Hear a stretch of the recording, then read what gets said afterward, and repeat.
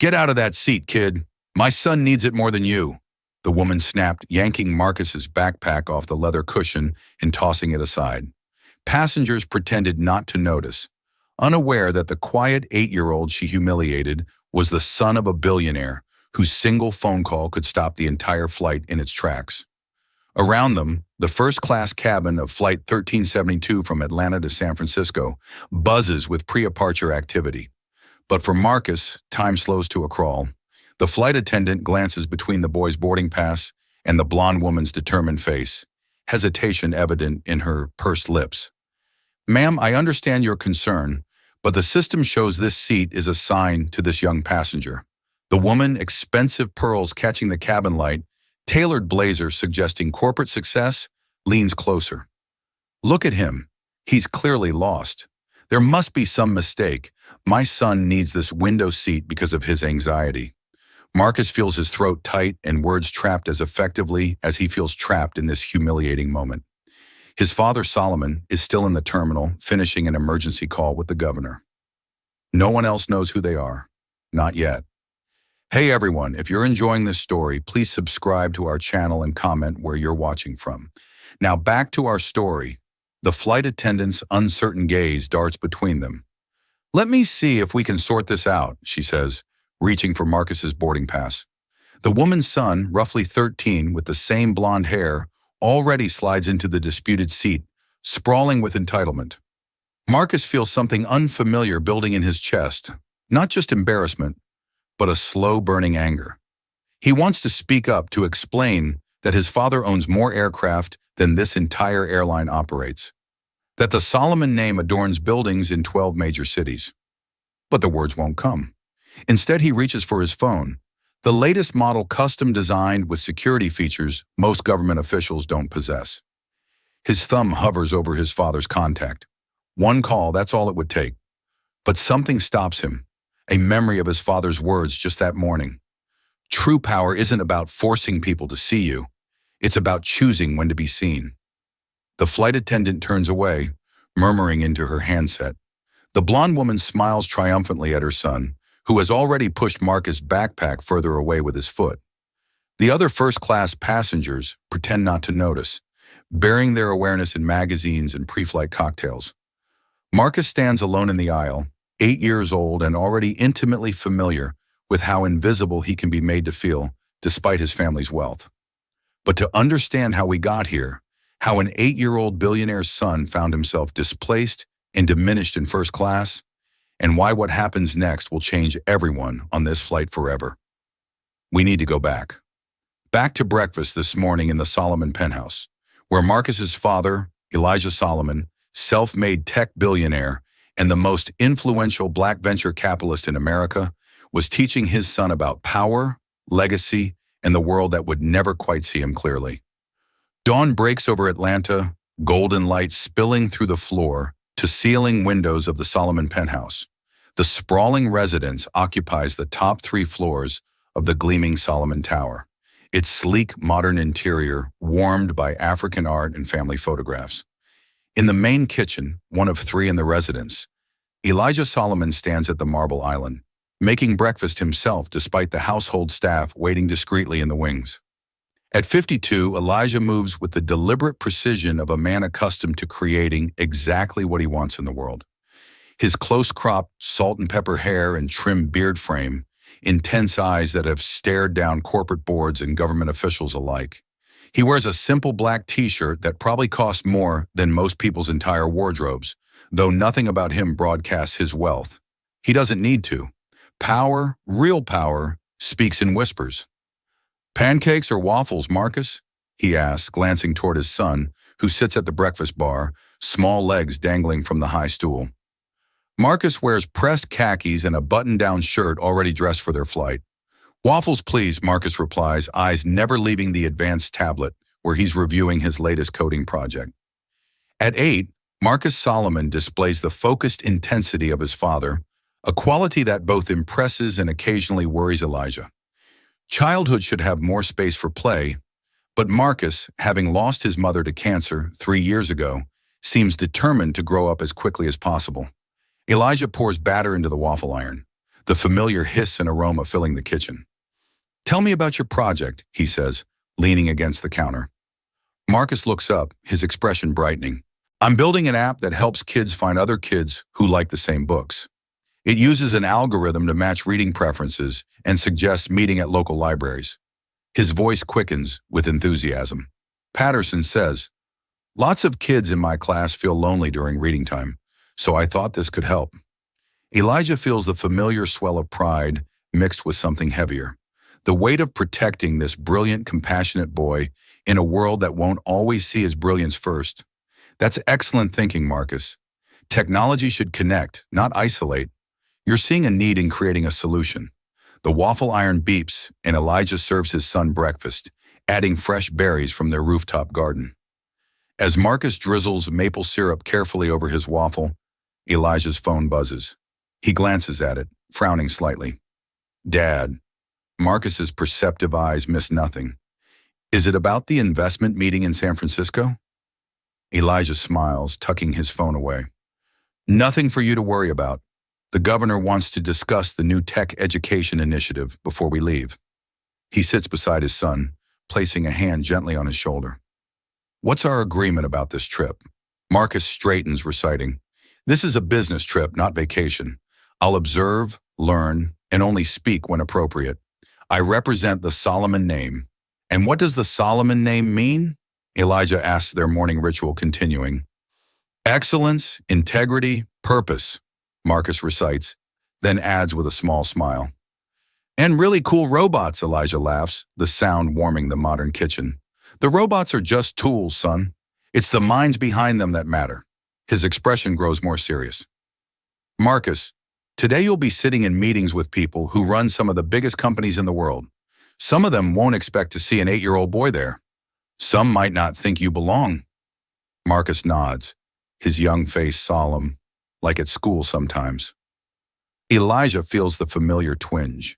The memory of Marcus coming home last year, confused about why a classmate's birthday party invitation had been withdrawn after the parents realized who Marcus's father was. Too much security, they'd claimed, though Elijah's team could be invisible when needed. The real reason hung unspoken. "People make judgments based on what they think they see," Elijah says carefully. "Our job isn't to correct every misconception. Sometimes there's power in being underestimated." "Is that why you don't wear fancy watches like Mr. Daniels?" Marcus asks, referring to Elijah's chief financial officer, who sports a different luxury timepiece every week. Elijah smiles.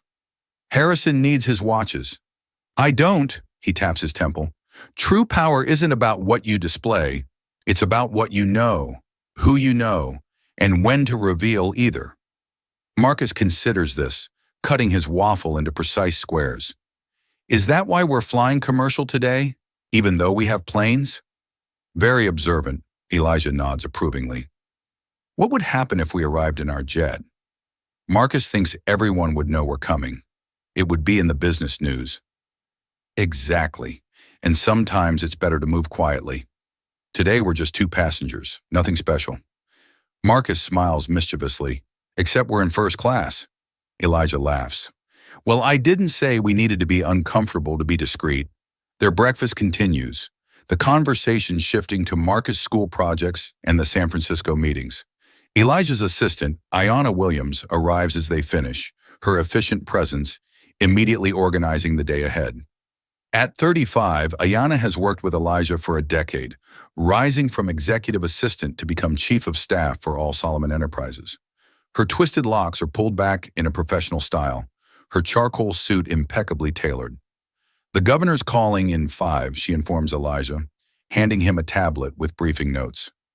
"Security has cleared the route to the airport, and I've confirmed your meetings in San Francisco." She turns to Marcus with a warm smile. "And for you, young sir, I've uploaded those books you wanted and refreshed your security protocols."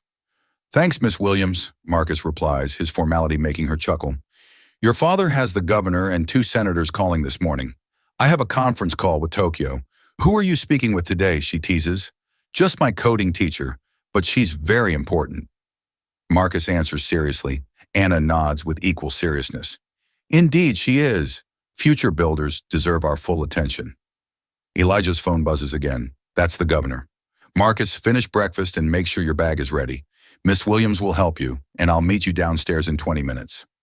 As Elijah leaves to take the call in his office, Anna sits at the breakfast bar. How are those waffles? Good, Marcus says, then hesitates. M. Williams, can I ask you something? Of course. Did my dad always have money? The question surprises her. No, Marcus. Your father grew up very differently than you. So, how did people treat him then compared to now? Anna studies the perceptive child before her. That's a complicated question. People treated him differently. Yes, sometimes they didn't see his potential. Sometimes they tried to put limits on him because of how he looked or where he came from. And now everyone wants to talk to him, Marcus observes. Now they see what was always there, Jana corrects gently. Your father was always brilliant, always determined. The difference is in their perception, not in who he is. Marcus absorbs this, his young mind processing implications beyond his years. I think that's why he doesn't like showing off. Anna smiles. Your father believes respect should be earned through actions, not purchased through displays. She glances at her watch. Now let's get your things together. You have a plane to catch. 30 minutes later, the Solomon security team, discreet professionals in unmarked vehicles, escorts them toward the airport. In the back of the luxury SUV, Elijah reviews documents while Marcus gazes out the window at the Atlanta skyline, buildings giving way to highways, and eventually the sprawling expanse of Hartsfield-Jackson International Airport. Remember, Elijah says as they approach the terminal, today we're just regular travelers, regular first-class travelers. Marcus corrects with a small smile. Even billionaires don't fly coach, son. Elijah winks, tucking away his documents. The driver pulls up to the departures level, where a plainclothed airline representative waits to escort them through a private security entrance, a courtesy extended to certain high-profile travelers, though nothing about their arrival suggests particular importance. As they walk through the terminal, Elijah's phone rings again. It's the governor calling back, he tells Marcus with a frown. I need to take this. It's about the Education Initiative funding. He looks at his watch. We have time before boarding. Can you wait here for a few minutes? Stay in this exact spot where I can see you. Marcus nods, used to his father's important calls.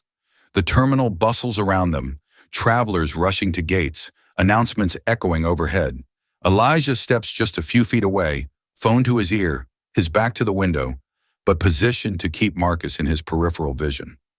Marcus stands patiently, observing the flow of humanity around him. Business people hurrying with briefcases, families courting excited children, elderly couples moving carefully through the chaos. No one gives him a second glance, just a well-dressed boy waiting quietly, invisible in plain sight, just as his father had described. Nearby, a harried mother struggles with a toddler and several bags. The child drops a stuffed elephant, wailing as it lands near Marcus's feet. Without hesitation, Marcus picks it up, approaches cautiously, and offers it to the distressed toddler. Thank you, the mother says with genuine gratitude, her eyes briefly meeting his before returning to her juggling act. Marcus nods politely and returns to his spot. A small interaction quickly forgotten by everyone except Marcus, who tucks away the moment as evidence. People see kindness even when they don't see you. Elijah's call continues longer than expected, his expression growing more concerned. Marcus checks the time on his phone. Boarding will begin soon. His father glances over, holding up one finger to indicate just one more minute. Marcus nods, understanding. An announcement echoes overhead. First class and priority passengers for Flight 1372 to San Francisco may now begin boarding at Gate A22. Marcus looks anxiously at his father, who's now speaking intensely into the phone. Elijah makes eye contact, points to the boarding pass in Marcus's hand, then to the gate visible down the corridor. He mouths clearly, "Go get our seats. I'll be right there." Marcus hesitates, then nods confidently. He's flown dozens of times, knows the protocols. His father trusts him with his small independence, and he won't disappoint. Squaring his small shoulders, Star Wars backpack secure, Marcus walks toward the gate, boarding pass and ID ready. At the gate, the attendant barely glances at him. Another example of the strange paradox of his existence. His ID clearly shows the Solomon name, a name that opens doors throughout the country. Yet the attendant simply scans his boarding pass, perhaps assuming he's traveling with the adults behind him. "Enjoy your flight, Mr. Solomon," she says automatically, already looking past him to the next passenger. Marcus enters the jet bridge, the familiar excitement of flying, mingling with pride at handling this small task independently. He boards the aircraft, greeted with the practiced smile of flight attendants who see him as just another first-class passenger's child, not as the heir to the Solomon Empire. "Welcome aboard," says a flight attendant named Diane, according to her name tag. "Are you traveling alone today?" "No, ma'am," Marcus answers politely. "My father's coming. He's finishing an important call." Something in his composed delivery makes Diane look more closely at him. "Well, you can get settled in your seat. What number do you have there?" Marcus checks his boarding pass. 2A window seat. "Perfect. Right this way." She gestures toward the front of the first-class cabin. Marcus makes his way to his assigned seat, places his backpack neatly on the premium leather seat, and begins organizing his things. Just as his father taught him, tablet accessible but secure phone charge book for takeoff when electronics must be stowed. He settles into the window seat, small legs barely reaching the floor, and watches the continuing boarding process. The first-class cabin fills gradually, executives tapping on phones until the last possible moment. A recognizable actress wearing sunglasses indoors. An elderly gentleman who smiles kindly at Marcus. No one questions his presence. In first class, privacy is an unspoken rule. Then she arrives, the blonde woman in the tailored blazer, pearl necklace catching the light designer handbag hanging from one arm, a teenage boy trailing behind her. She stops at Marcus's row, checking her boarding pass with a frown. "Excuse me," she says, not to Marcus, but to Diane passing in the aisle. "There seems to be some confusion. We're supposed to have 2A and 2B, but there's..." She gestures vaguely toward Marcus without actually looking at him. "Someone in our seat." And now we return to where our story began. Marcus standing in the aisle, his seat taken, his belongings displaced, his voice silenced by surprise, and the lifetime of careful lessons about when to be seen and when to be invisible. The flight attendant's uncertain expression shifts to decision as she taps her tablet. "Ma'am, I've checked the system again. This seat is definitely assigned to..." She glances at the boarding pass in her hand, her eyes widening slightly as she registers the name to Mr. Solomon. The woman's perfectly lined lips pursed with irritation. There must be some mistake. "Look, my son has severe anxiety and needs a window seat. We specifically booked these seats months ago." She lowers her voice, though not enough. Surely there's been some mix-up with the child's ticket. Marcus feels heat rising to his face. He knows what she's implying, that he doesn't belong here, that some mistake has been made. The teenage boy has fully claimed the window seat now, AirPods in, deliberately oblivious to the tension. "I understand your concern," Diane replies professionally, "but our system shows. Is there a problem here?" A new voice enters the conversation. Male authoritative belonging to the flight's captain, who has emerged from the cockpit for pre-flight checks. The woman turns to him with visible relief. "Yes, there seems to be confusion about our seats.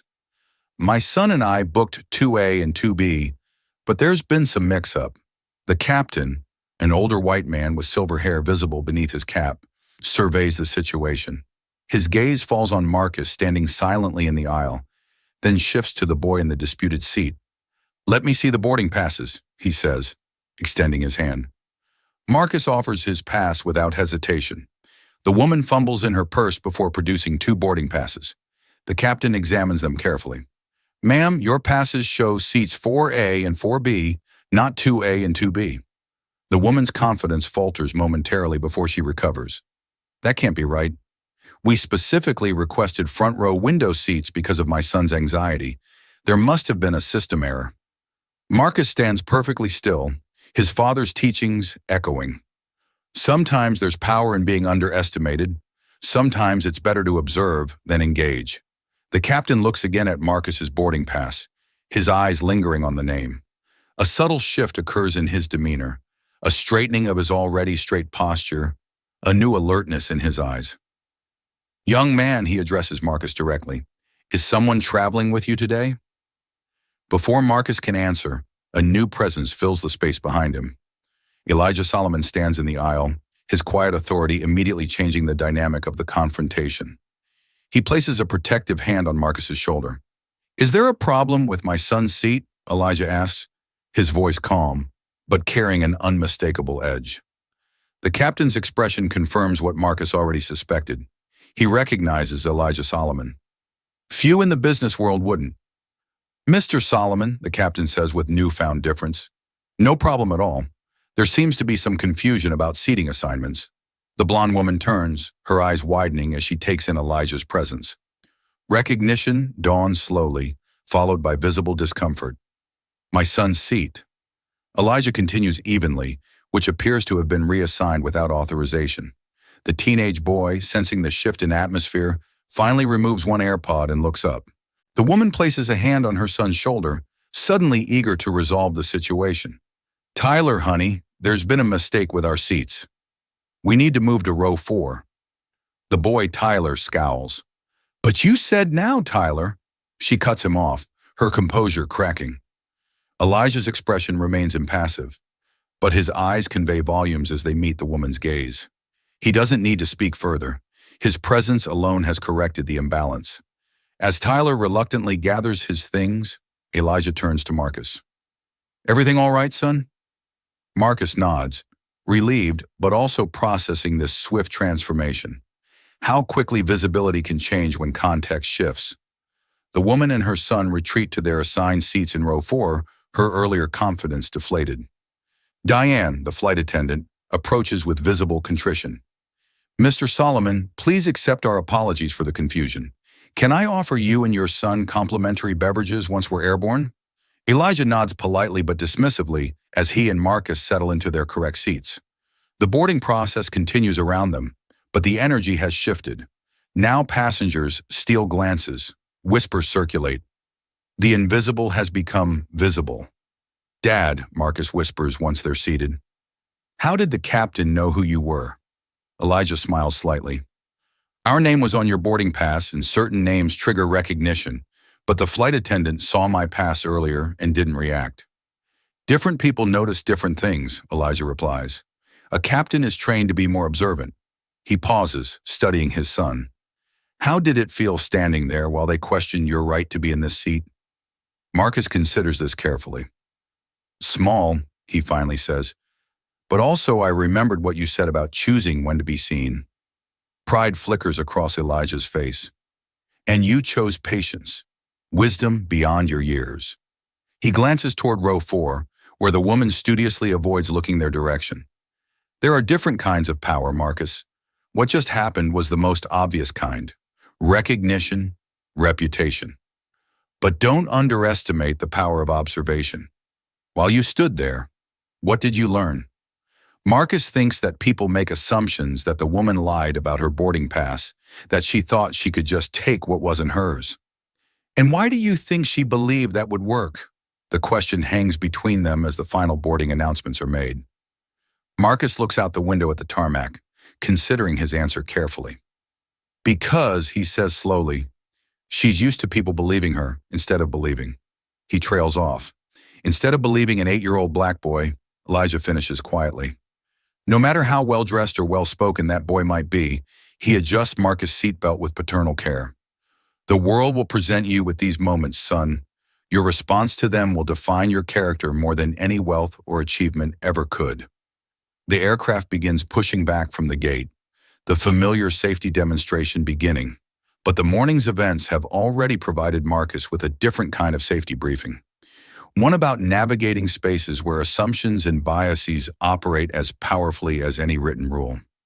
As the plane taxis toward the runway, neither Solomon notices the blonde woman from row 4 making her way to the lavatory, pausing briefly beside the flight attendant station, where Diane and another attendant converse in hushed tones. "Excuse me," the woman interjects, her voice honey now, embarrassment apparently forgot. "I couldn't help overhearing. Is that really Elijah Solomon and his son?" Diane's professional mask reveals nothing. "Ma'am, we respect all our passengers' privacy." The woman leans closer. "Of course, I completely understand. It's just my husband's firm has been trying to get a meeting with Solomon Ventures for months." This is such a coincidence. The flight attendants exchange glances, but remain noncommittal. The woman retreats to her seat, phone already in hand, fingers typing rapidly. The aircraft thunders down the runway, lifting into the clear Atlanta sky. In row 2, Elijah reviews documents on his tablet, while Marcus gazes out the window, watching his father's city shrink beneath them. In row 4, the woman named Karen Miller, though neither Solomon knows her name yet, sends a rapid series of texts before the altitude requires electronic devices to be switched off. To her husband, "You won't believe who's on my flight." Elijah Solomon. The Elijah Solomon with his kid trying to think how to approach him. To her sister, major awkward moment at boarding. Tell you later, but might have accidentally crossed a billionaire. Fixing it now to her business partner. Potential huge opportunity. Solomon on my flight working on an intro. None of them. Not the Solomons. Not Karen Miller. Not the flight crew. Yet realize how the next few hours at 35,000 FT will transform their lives, challenge their assumptions, and ultimately ground an aircraft carrying 183 souls through the most unexpected of circumstances. The plane levels at cruising altitude, the seatbelt sign dims, and the real journey begins. 30 minutes into the flight, the atmosphere in first class has settled into the routine hum of travel. Flight attendants serve drinks, passengers tap on laptops or dawn noise, answering headphones, creating bubbles of privacy within the shared space. In 2A and 2B, Elijah reviews briefing documents for his San Francisco meetings, while Marcus sketches interface designs for his reading app on his tablet. In row 4, Karen Miller's attention remains fixed on the back of Elijah Solomon's head, her mind churning through potential approaches. Her son Tyler, oblivious to his mother's networking ambitions, plays a game on his phone, his earlier irritation at the seat change forgotten in teenage digital absorption. The smooth calm of flight is interrupted when the captain's voice crackles over the intercom. "Ladies and gentlemen, we're expecting some turbulence as we cross over the Mississippi. Please return to your seats and fasten your seatbelts." As if on cue, the aircraft gives a slight shudder. Passengers comply with the announcement. Flight attendants secure service items, and the momentary disruption seems routine, except to Marcus, whose observant eyes catch something others miss. "Dad," he whispers. The flight attendants look worried. Elijah glances up, noting the tense exchange between Diane and the other attendant at the forward galley. Their professional composure remains intact, but their body language communicates concern. "Good observation," Elijah murmurs. "Always watch the crew." They know the difference between routine and unusual. The turbulence increases, the plane bucking slightly. Most passengers grip armrests, a few nervous glances exchanged across the cabin. Marcus watches as Diane picks up the cabin phone, her expression carefully neutral as she listens to someone, presumably the cockpit. Elijah's phone buzzes with an incoming text. He glances at it, frowning. "From Ayana," he tells Marcus. "There's a situation developing at our San Francisco office. The prototype demonstration is experiencing technical issues." Marcus's eyes widen with concern. The prototype, a revolutionary educational technology designed to make advanced learning accessible in underserved communities, represents years of development and millions in investment. Its demonstration for potential educational partners tomorrow is crucial to the Solomon Foundation's mission. "Will it be fixed in time?" Marcus asks. "Is assembling the engineering team now?" Elijah replies, already typing a response. "If anyone can solve it, they can." The plane lurches again, more violently this time. A few gasps emerge from the main cabin. In the galley, Diane speaks urgently into the phone, her eyes occasionally darting toward the Solomon seats with an unreadable expression. "Dad," Marcus says hesitantly, "I think something's wrong, not just turbulence." Before Elijah can respond, the captain's voice returns, strained but professional. "Ladies and gentlemen, we're experiencing a minor mechanical issue that requires us to divert to Memphis International Airport as a precautionary measure. Please remain seated with your seatbelts fastened. There is no cause for alarm." A ripple of murmurs sweeps through the cabin. Elijah's expression darkens as he checks his watch, mentally calculating delays, missed connections, Rescheduled meetings. The San Francisco situation already demands attention. This complication compounds the pressure. Diane approaches their row, leaning down to speak quietly. "Mr. Solomon, the captain would like a word with you when it's safe to move about the cabin." Elijah's eyebrows rise slightly, an unusual request, but he nods. Of course. Marcus watches this exchange with growing curiosity. The aircraft begins a gentle bank to the left, changing course for Memphis. Passengers shift nervously, some tapping urgently on phones to inform connections about delays, others whispering theories about the mechanical issue. From row 4, Karen Miller watches the flight attendant's interaction with Elijah with intense interest. The diversion presents both problem and opportunity for her, a delay disrupting her own schedule, but perhaps a chance to engineer the business introduction she craves in the confined space of an airport. When the turbulence subsides enough for movement, Diane returns to escort Elijah toward the cockpit. He turns to Marcus first. "Stay here. I won't be long." Marcus nods, used to his father being pulled into unexpected consultations. As Elijah follows Diane forward, several passengers watch with curiosity. A civilian summoned to the cockpit is unusual enough to notice.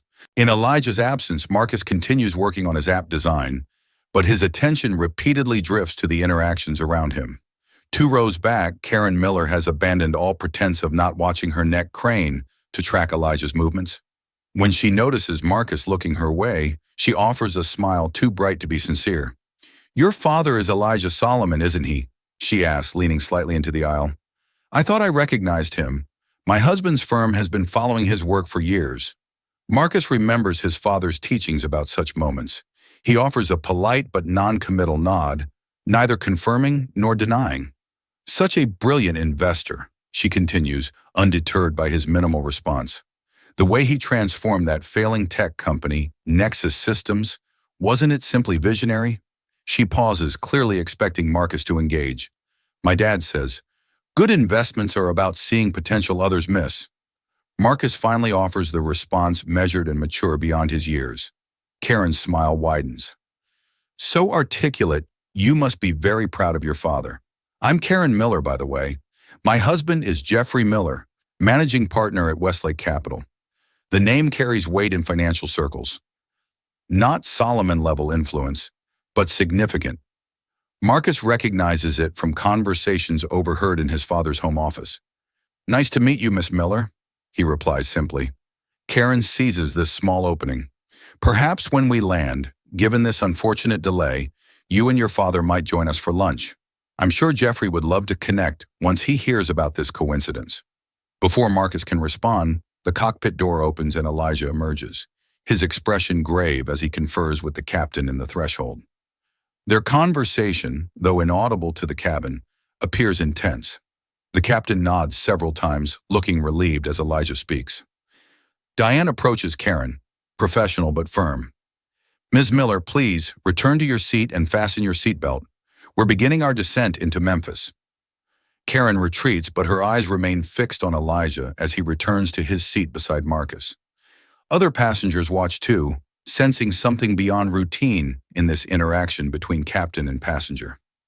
"Dad," Marcus questions quietly as Elijah buckles in beside him. "Why did the captain want to talk to you?" Elijah's voice lowers for Marcus's ears only. "There's been a security concern. Nothing to worry about, but we're landing to address it." "What kind of security concern?" Elijah hesitates, weighing his son's maturity against the sensitivity of the situation. "Someone on board has been making concerning communications about our presence on this flight. The captain was alerted by ground security." Marcus's eyes widen. "About us? Why?" "Not everyone sees opportunity the same way," Elijah says carefully. "Some see it as something to create. Others see it as something to extract from others." The aircraft begins its descent, the Memphis skyline becoming visible through patchy clouds. Elijah continues quietly. "The airline security protocol flagged messages being sent from the plane that mentioned my name alongside concerning language. The captain wanted to verify the situation before taking action." "What action?" Marcus asks, his young mind racing with possibilities. "Law enforcement will meet the plane." Elijah explains, Standard procedure for certain types of security concerns.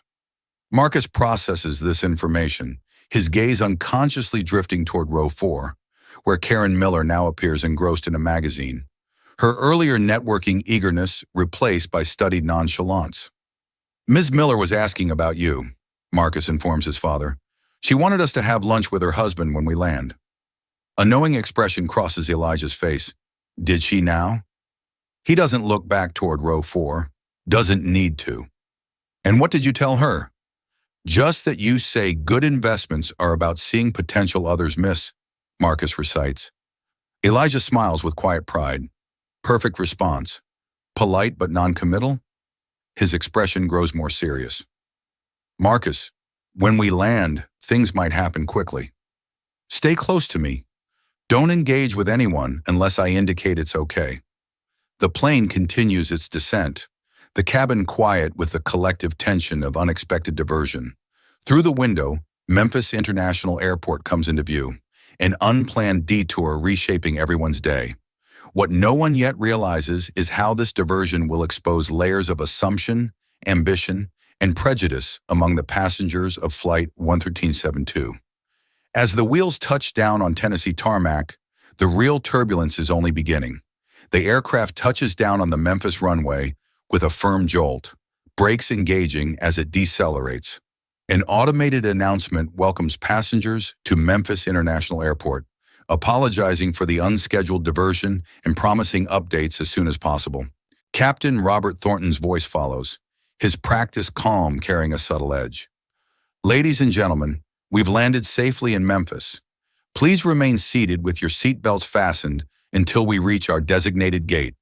We appreciate your cooperation and patience. Marcus notices what goes unsaid. No mention of when they might continue to San Francisco. No estimated delay time. Through the window, he sees emergency vehicles positioned along the taxiway, their presence excessive for a mere mechanical issue. Dad, he whispers, those are police cars. Elijah nods almost imperceptibly. Remember what I said? Stay close. Stay calm.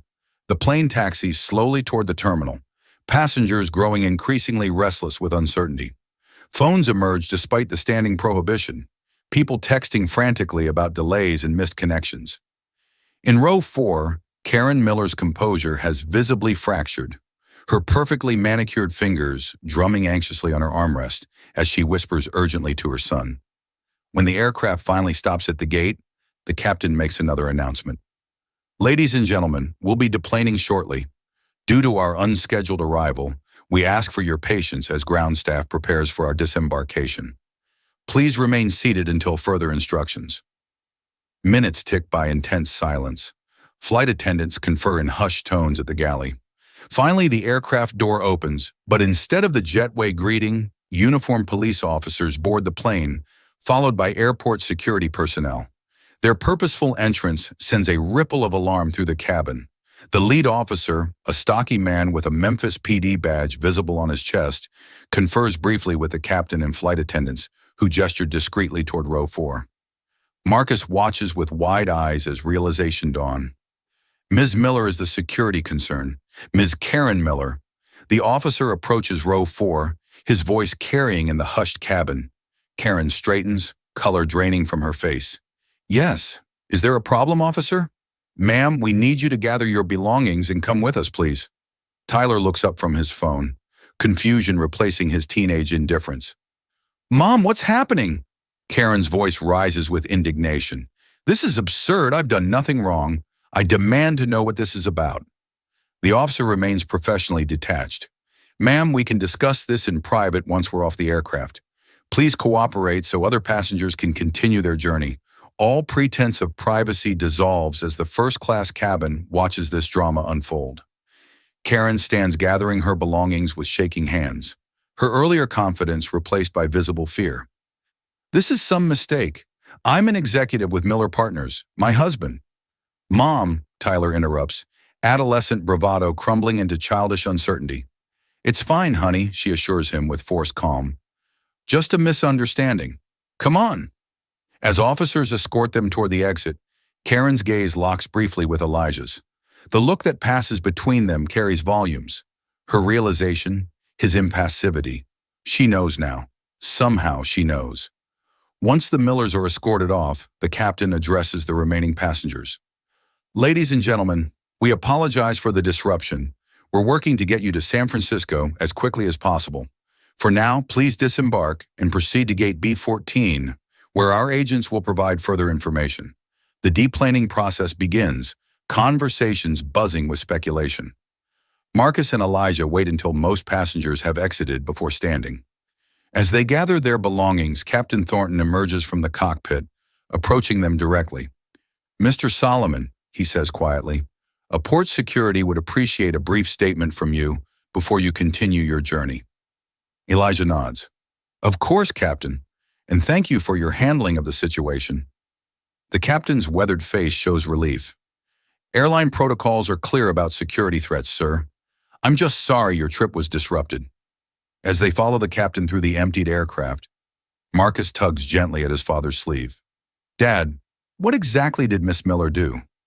Elijah considers his response carefully, aware of the teaching moment this presents. She sent messages that were flagged by airline security algorithms. Messages that apparently referenced using our presence on this flight for financial gain, alongside language that could be interpreted as threatening. "She wanted to make money from meeting you," Marcus asks, trying to understand. "In a manner of speaking," Elijah confirms as they step into the jetway. "She was attempting to manipulate a chance encounter into financial opportunity, but her methods crossed a line. At the gate, an airport security officer waits to escort them to a private room where two more officers and an airline representative sit at a conference table. The room is bland and bureaucratic, but the tension within it is palpable. "Mr. Solomon," the airline representative begins, "I'm Thomas Grayson, head of security for Atlantic Airways. First, please accept our sincere apologies for this disruption to your journey." Elijah nods acknowledgement, but says nothing. A negotiation tactic Marcus has observed countless times. "Let the other party reveal their position first." "We'd like to explain the situation," Grayson continues. "Our security systems flagged several messages sent from a passenger's device that raised concerns." He slides a tablet across the table, displaying screenshots of text messages. Marcus, seated beside his father, can see the messages clearly. "He's right here on the plane. This is our chance. I'll make sure he talks to you, even if I have to corner him at baggage claim." Kid looks soft. "Could use that angle if needed. Worth at least $1 million to your firm. If we can get him to agree to a meeting, I'll make it happen one way or another." "These are Ms. Miller's messages?" Elijah asks, his voice level despite the implications. Grayson nods. "Yes, sir. Our systems flagged the language as potentially coercive, especially given your public profile. When her messages referenced your son, the threat assessment escalated." Marcus feels a chill despite the room's warmth. The woman who'd taken his seat, who'd smiled and talked about his father's investments, had been calculating how to use him as leverage. "What happens to her now?" Elijah asks. "That largely depends on whether you wish to press charges," one of the security officers explains. "At minimum, she's facing potential federal charges for making statements that interfered with flight crew duties. If you consider her messages threatening or harassing, additional charges could apply." A heavy silence fills the room as Elijah considers this. Marcus watches his father's face, seeing the subtle calculations happening behind his composed expression. "Is Ms. Miller currently detained?" Elijah finally asks. "Yes, sir. She and her son are in a separate security office. She's been quite vocal about her connections and threatening legal action against the airline." Elijah nods thoughtfully. "I'd like to speak with her." The request clearly surprises the security team. Grayson exchanges glances with his colleagues. "Mr. Solomon, that's highly unusual in these circumstances." Nevertheless, Elijah says with quiet authority, "I'd like 5 minutes with Ms. Miller alone." "Sir, for security reasons." "With all due respect," Elijah interrupts, "if I felt genuinely threatened, I wouldn't request this conversation. I believe there's an opportunity here that extends beyond simple punitive measures." After brief consultation, the security team reluctantly agrees, though they insist on monitoring through the room's observation window. Before leaving to arrange this unusual meeting, Grayson turns to Marcus. "Young man, perhaps you'd prefer to wait in our VIP lounge. We have video games, snacks. My son stays with me." Elijah states firmly. This situation involves him too, and there's value in his observing how it's resolved. Marcus sits straighter at this vote of confidence, though uncertainty flickers in his eyes. Dad, are you sure? Elijah places a reassuring hand on his shoulder. Remember this morning's lesson about power and when to reveal it. This is part of that lesson. Minutes later, Karen Miller is escorted into the room, her earlier polish significantly diminished. Her makeup has smudged, slightly blonde hair, lost its perfect styling. She halts upon seeing the Solomons, clearly expecting security officers, not her targets. Please sit down, Miss Miller. Elijah gestures to the chair across from them. Karen hesitates, then complies, smoothing her skirt with trembling hands. Mr. Solomon, I can explain. Elijah raises a hand, silencing her. I've seen the messages, Miss Miller. They speak for themselves. Color floods her face. Embarrassment, anger, fear cycling visibly. Those were private communications taken out of context. This entire situation is a gross overreaction. Is it? Elijah asked calmly. You described using my 8-year-old son as leverage for financial gain. You referred to cornering me. You explicitly discussed strategies to coerce a business meeting. Karen's gaze flickers to Marcus, then away quickly. That's not I would never. She stops, recalibrates. Mr. Solomon, I'm a mother myself. I would never harm a child. Business language can sound harsh out of context, but surely you understand the drive to create opportunities. I understand opportunity very well, Elijah replies evenly. I built my career identifying it where others saw nothing of value, but there's a fundamental difference between creating opportunity and exploiting others. Karen's posture shifts subtly, a new calculation visible in her eyes. The authorities are overreacting. My husband's firm has significant influence in the financial sector. This incident could become unnecessarily complicated for everyone involved. The implied threat, however weak, hangs in the air. Marcus watches his father's reaction, learning even now how power moves and counter-moves function in real time. Elijah leans forward slightly. Ms. Miller, let me be clear about your situation. You're currently facing potential federal charges for statements that constituted interference with a flight crew. If I choose to pursue harassment charges, your legal position becomes significantly more precarious. Fear replaces calculation in Kenna's expression. Mr. Solomon, please. My son is waiting outside. He's confused, frightened. I made a mistake, a terrible error in judgment. Yes, Elijah agrees. You did. Beginning when you took my son's seat, despite clear evidence, it wasn't yours. Continuing when you attempted to use our chance encounter for financial gain. Culminating when you referenced using my child as leverage. Karen's shoulders slump in defeat. What do you want from me? A teachable moment, Elijah replies, surprising her. He turns slightly toward Marcus. My son is learning about power, how it's acquired, wielded, and most importantly, when it should be restrained. Today provides a perfect case study. He returns his attention to Karen. I have no interest in pressing charges against you, Miss Miller. Hope flares in her eyes, quickly tempered by suspicion. Why not? Because punishment without understanding changes nothing because your son is waiting outside, much like mine was waiting in that airplane aisle. Elijah's voice remains measured, but intensity underlies his words. And because I recognize the desperation behind your actions, even if I condemn your methods. Karen blinks rapidly, unexpected tears threatening her composed facade. However, Elijah continues, there will be conditions to my declining to press charges. First, you will write a formal apology addressing your behavior toward my son on the aircraft, taking his seat, dismissing his legitimate claim to it. Karen nods quickly. Of course, absolutely. Second, you will make a significant donation to the Solomon Foundation's educational initiative supporting underrepresented youth in technology fields. The amount should reflect the seriousness with which you take this matter. Another nod, more hesitant this time. Finally, Elijah concludes, you will use this experience to reflect on the assumptions that led you here. Assumptions about who belongs in first class, about whose space can be claimed, about what methods are acceptable in pursuit of advantage. Karen sits in stunned silence. This outcome clearly different from anything she anticipated. I don't understand, she finally says. You have every reason to pursue this legally. Why offer another path? Elijah glances at Marcus, then back to Karen. Because true power lies not in what you can take from others, but in what you can build together. My son is learning this. Perhaps today your son can begin learning it too. For the first time, Karen really looks at Marcus not as an obstacle or leverage, but as a child not so different from her own. I'm sorry, she says, addressing him directly. Truly, what I did was wrong. Marcus meets her gaze steadily. My dad says everyone deserves a second chance to get it right. A knock at the door signals the end of their allotted time. As security officers enter to escort Karen out, Elijah adds one final thought. Ms. Miller, about that meeting your husband wanted? Have his office contact mine properly. Innovation requires diverse perspectives, and I'm always open to worthwhile partnerships.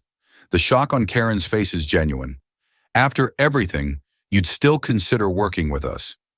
Not despite everything, Elijah corrects. Because of it, you've now seen the consequences of taking shortcuts. That awareness makes future interactions more likely to proceed on appropriate terms. As Karen is led away, Marcus turns to his father with wide eyes. You're really going to meet with her husband? Perhaps, Elijah replies. Everyone makes mistakes, son. The question is whether they learn from them. The airline representative returns, clearly relieved by the peaceful resolution. Mr. Solomon, we've arranged for a private aircraft to take you and your son to San Francisco immediately. Again, our deepest apologies for this disruption. Thank you, but that won't be necessary, Elijah responds. We'll continue on the original flight with the other passengers. Sir, the representative appears confused. We can have you in San Francisco within 3 hours on a private jet. I appreciate the offer, but my son and I began this journey alongside those passengers. We'll complete it with them. Elijah stands gathering his belongings. Now, if you'll excuse us, I believe we have a flight to catch. As they walk through the terminal toward Gate B14, Marcus processes the morning's extraordinary events. Dad, why didn't you take the private plane? We could have been in San Francisco before dinner. Elijah slows his pace, ensuring their conversation remains private despite the busy terminal. 2 reasons. First, privilege that separates rather than connects ultimately diminishes everyone. Those passengers experienced disruption because of our presence on that flight. Abandoning them to faster transport sends the wrong message about responsibility. And the second reason, Marcus prompts, you, Elijah says simply, you've seen how quickly assumptions are made based on appearance, how opportunity and threat can emerge from unexpected quarters, how power can be wielded as a weapon or a tool for growth. These lessons continue on that flight among those people who have just witnessed a situation they likely don't fully understand. They approach Gate B14, where passengers from Flight 1472 wait for updates. Conversations pause as the Solomons arrive, eyes following their progress. The atmosphere carries a mixture of curiosity, respect, and the lingering tension of the morning's events. Mr. Solomon, Diane approaches, professional composure back in place. We're preparing to board in approximately 20 minutes. We've upgraded several passengers to first class to accommodate a crew flying to San Francisco. Your seats remain as assigned. Thank you, Diane, Elijah responds warmly. As they find seats in the waiting area, Marcus observes the other passengers more carefully now. The businessman who pretended not to notice when Marcus stood in the aisle, now watching them with uncertain respect. The elderly couple whispering and glancing their way. The young mother Marcus had helped in the terminal, recognition dawning as she connects him to the incident on the plane. They see us differently now, Marcus observes quietly. They do, Elijah agrees. But the real question is, do you see them differently? Do you see yourself differently? Marcus considers this thoughtfully. I see connections I didn't notice before. How one person's actions affect everyone. How Miss Miller's messages cause an entire plane to land. Systems are interconnected. Elijah nods approvingly. A lesson many adults never fully grasp. And I think I understand better about being seen and unseen. Marcus continues. It's not just about whether people notice you, it's about what they see when they do. Elijah's expression fills with paternal pride. Exactly right. Control over how you're perceived as its own form of power, sometimes more valuable than any wealth or title. The gate agent announces boarding will begin shortly. Around them, passengers gather belongings, prepared to continue their interrupted journey. The Solomon's day has been irrevocably altered, their schedule disrupted, yet something valuable has been gained in exchange. "Dad," Marcus asks as they prepare aboard, "do you think Miss Miller will really change how she sees things?" Elijah considers his expression thoughtful. "People can surprise you, Marcus, sometimes in disappointing ways, sometimes in inspiring ones. The opportunity for growth exists either way. Like potential others might miss," Marcus quotes his father's earlier wisdom. "Exactly like that," Elijah smiles. "Now let's continue our journey. San Francisco awaits and we have work to do." As they board the aircraft once more, the atmosphere has transformed. The same physical space now carries new awareness, new relationships, new possibilities. For Marcus Solomon, 8 years old and heir to a technological empire, the most valuable lesson of the day has nothing to do with wealth or status, but with something far more fundamental: the power of perception, the strength found in dignity, and the transformative potential of choosing precisely when and how to be seen.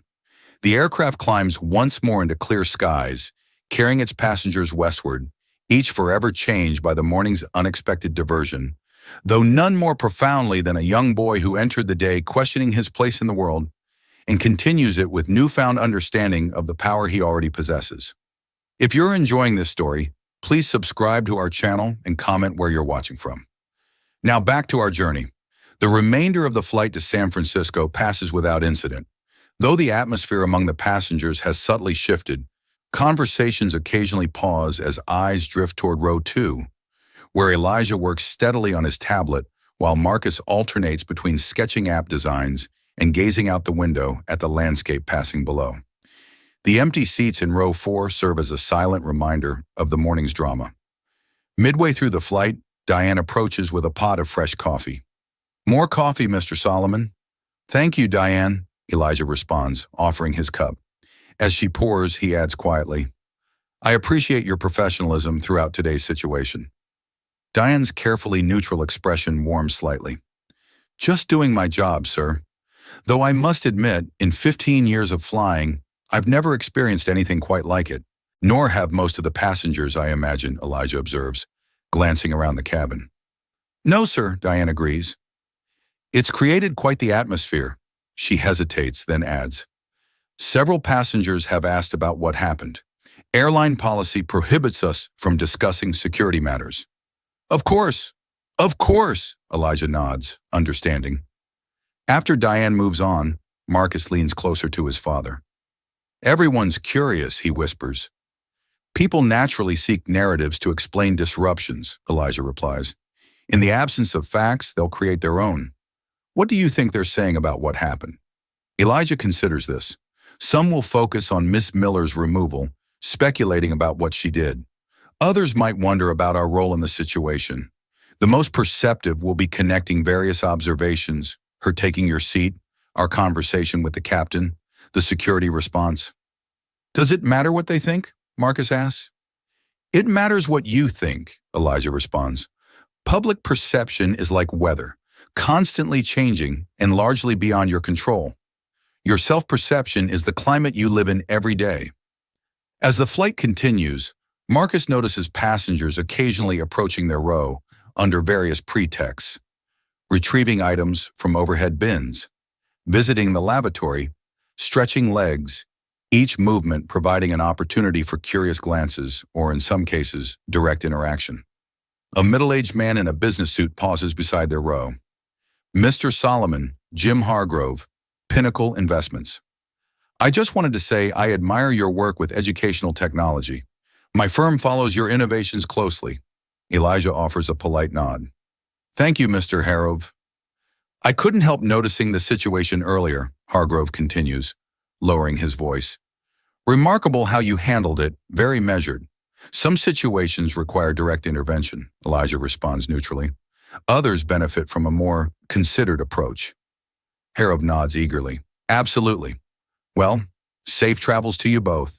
He retreats to his seat, immediately whispering to his seatmate. "He was fishing for information," Marcus observes once Hargrove is out of earshot. "Indeed," Elijah confirms with a slight smile. "Information is currency in certain circles."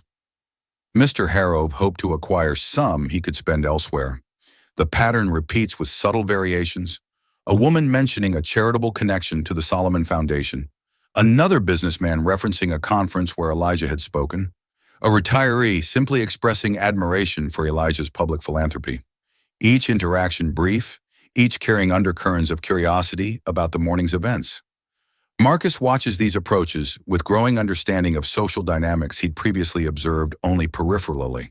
The power of his father's name, the value of proximity to influence, the currency of inside knowledge, all playing out in the microcosm of the aircraft cabin.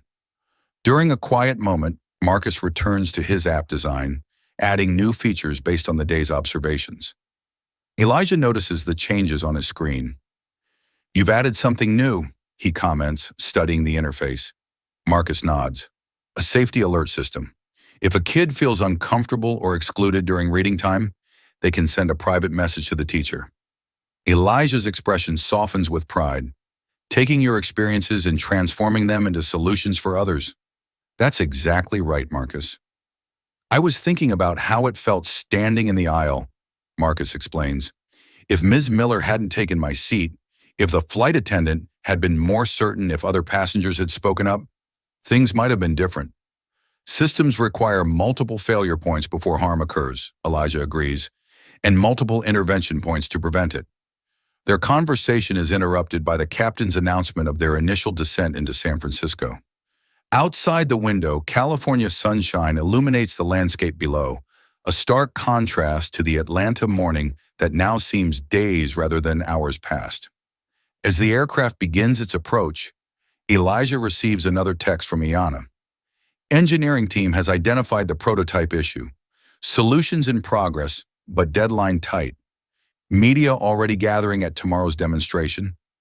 Governor confirmed attendance." The stakes of their San Francisco meeting suddenly return to focus after the day's distractions. Marcus, reading the message over his father's shoulder, feels the weight of expectations settling once more. "Will they fix it in time?" he asks. "If not, we adapt," Elijah responds calmly. One quality that separates successful people from the rest is how they respond when plans collapse. "Like today," Marcus observes. "Our plan was a quiet trip to San Francisco." Elijah smiles. "And instead, we got a masterclass in human behavior, power dynamics, and crisis management. I'd call that an educational upgrade." The aircraft touches down at San Francisco International Airport with a gentle bump, taxiing toward the terminal under clear California skies. As passengers prepare for deplaning, Deanne approaches the Solomons once more. "Mr. Solomon, Captain Thornton asked me to convey his apologies again for the disruption to your journey and to thank you for your understanding of the security protocols." "Please tell the captain his handling of the situation was exemplary," Elijah responds. Sometimes the measure of leadership is found in how unexpected challenges are addressed. As the seatbelt sign dims and passengers begin standing, gathering belongings from overhead compartments, Elijah turns to Marcus. "Ready for the next phase of our journey?" Marcus nods, organizing his backpack with the same meticulous care he'd shown that morning, though he himself has changed in ways not immediately visible. The boy who boarded in Atlanta had been cautious, observant, but hesitant. The boy preparing to disembark in San Francisco carries himself with subtly greater confidence, his observations now informed by deeper understanding. They wait for the initial rush of deplaning to subside before standing. As they move toward the exit, several passengers nod respectfully or offer small smiles, acknowledgement of something significant shared, even if not fully understood. In the jet bridge, a plank-lawed security officer waits discreetly. "Mr. Solomon, I'm Agent Rivera with Airport Security. We've arranged an escort to help you avoid any media attention." Elijah raises an eyebrow. "Media?" "Yes, sir. Apparently word of this morning's incident has circulated. Several outlets have reporters stationed in the terminal." Elijah and Marcus exchange glances of surprise. Their private drama has somehow become public knowledge. Another lesson in modern interconnectedness. "How did they learn about it?" Elijah asks as they follow Agent Rivera through a service corridor, bypassing the main terminal. "Social media, sir. Several passengers posted about the diversion and security response.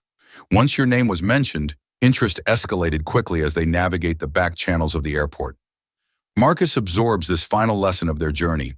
How private moments in a connected world rarely remain private. How stories take on lives of their own once released into the public consciousness. They emerge near the baggage claim area where Elijah's San Francisco team waits. Two security personnel and a driver standing beside a private car with tinted windows. Beyond them, through glass doors, media representatives with cameras and microphones hover expectantly. Your team advised us of your preference to avoid media engagement, Agent Rivera explains. We've coordinated a quiet exit through the service area. Thank you, Elijah responds, then turns to Marcus. Almost there. As they approach the waiting team, Marcus looks back toward the terminal they've just navigated. The end point of a journey that became something entirely unexpected. A simple flight transformed into a complex lesson about visibility and invisibility, about power used and power restrained, about a world that alternately overlooks and scrutinizes depending on who it perceives you to be. Dad, Marcus asks as they reach the waiting car. What happens now? With the prototype demonstration, with Ms. Miller with everything, Elijah places a hand on his son's shoulder. Now we continue forward. The prototype team works through the night if necessary. Ms. Miller either learns from today or doesn't. That's her journey now, and you take everything you've observed and let it shape your understanding of the world and your place in it. As they slide into the waiting car, leaving the airport and its lingering drama behind, Marcus gazes out at San Francisco's iconic skyline emerging in the distance. The city represents the next phase of their journey: business meetings, the prototype demonstration, a return to the visible work of the Solomon Empire. But something fundamental has shifted in the space between departure and arrival. An 8-year-old boy boarded a plane in Atlanta, questioning his place in the world. That same boy arrives in San Francisco with deeper understanding of the power he already possesses. Not just the power of his family name or wealth, but the power of observation, of patience, of choosing precisely when and how to be seen. As the car merges into San Francisco traffic, Elijah receives another text from Mayana. Engineering team breakthrough, prototype stabilizing, media interest in Memphis incident growing, several interview requests. Looks like our quiet arrival is no longer possible, Elijah comments, showing Marcus the message. Marcus considers this. Does that change our plans? It changes how we approach them, Elijah replies. When visibility is thrust upon you, the question becomes how to direct it toward what matters. The education initiative, Marcus suggests, instead of talking about what happened on the plane, Elijah smiles with approval. Exactly. Transform a distraction into opportunity. The car turns onto Market Street, San Francisco's energy pulsing around them. Tomorrow brings the prototype demonstration, meetings with potential partners, the next stage of the Solomon mission to transform educational access. But today has already delivered its own profound education. Lessons no classroom could provide, insights no textbook could capture. Dad, Marcus says as the Solomon Tower San Francisco comes into view, its sleek architecture echoing its Atlantic counterpart. Thank you for letting me come with you today. Thank you for being observant enough to learn from it, Elijah responds. Most people go through life seeing only what they expect to see. The ones who change the world are those who notice what others miss. The car pulls into the private entrance of the building, where a team waits to escort them to the executive floors. As Marcus steps from the car, backpack secure on his shoulders, he carries more than the physical items packed that morning in Atlanta. He carries new understanding, new perspective, new awareness of the complex interplay of perception and reality that shapes human interaction. 8 years old, heir to a technological empire, yet his most valuable inheritance may be this: the wisdom to know when to be seen and when to observe, when to exercise power and when to withhold it, when to stand firm and when to offer second chances. As they enter the building, leaving behind the drama of Flight 1372, Marcus Solomon walks taller than he did that morning. Not because the world now sees him more clearly, but because he now sees himself and the world around him with greater clarity. In that awareness lies a power more enduring than any seat assignment, more transformative than any wealth, more profound than any momentary victory or defeat. The journey continues as all journeys do, but the traveler has been forever changed by the path already traveled. If you've enjoyed this story, please subscribe to our channel and comment with your thoughts. What would you have done in this situation? We'd love to hear from you.